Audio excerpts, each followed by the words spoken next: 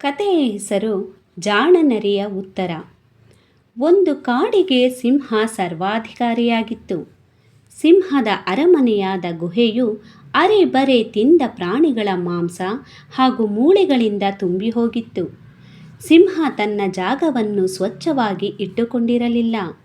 ಅಲ್ಲಿನ ದುರ್ವಾಸನೆಗೆ ಅಸಹ್ಯಪಟ್ಟು ಅನೇಕ ಪ್ರಾಣಿಗಳು ಗುಹೆಗೆ ಹೋಗಲು ಹಿಂಜರಿಯುತ್ತಿದ್ದವು.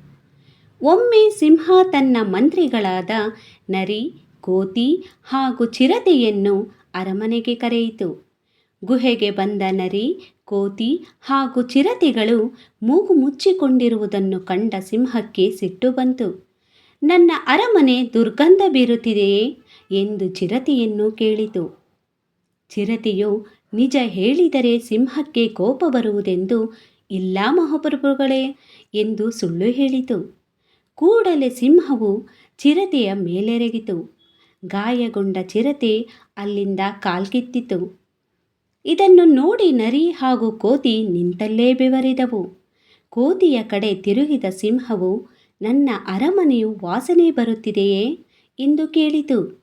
ಸುಳ್ಳು ಹೇಳಿದ ಚಿರತೆಗೆ ಒದಗಿದ ದುರ್ಗತಿ ಕಂಡು ನಿಜ ಹೇಳುವುದೇ ವಾಸಿ ಎಂದು ಕೋತಿಯು, ಹೌದು ಸ್ವಾಮಿ, ದುರ್ಗಂಧ ಬರುತ್ತಿದೆ ಎಂದಿತು.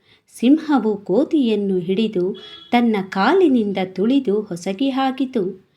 ಕೋತಿ ಕಿರುಚುತ್ತಾ ಅಲ್ಲಿಂದ ಓಡಿತು. ನಂತರದ ನರಿಯ ಸರದಿ.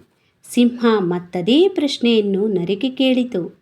ಏನು ಹೇಳಿದರೂ ಸಿಂಹಕ್ಕೆ ಕೋಪ ಬರುವುದನ್ನು ಕಂಡು ನರಿಗೆ ಭಯವಾಯಿತು.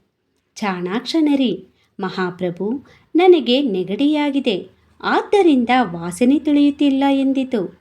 ನರಿಯ ಬುದ್ಧಿವಂತಿಕೆಯನ್ನು ಮೆಚ್ಚಿದ ಸಿಂಹ ಅದಕ್ಕೆ ಪಾರಿತೋಷಕ ನೀಡಿ ಸನ್ಮಾನಿಸಿತು. ಧನ್ಯವಾದಗಳು.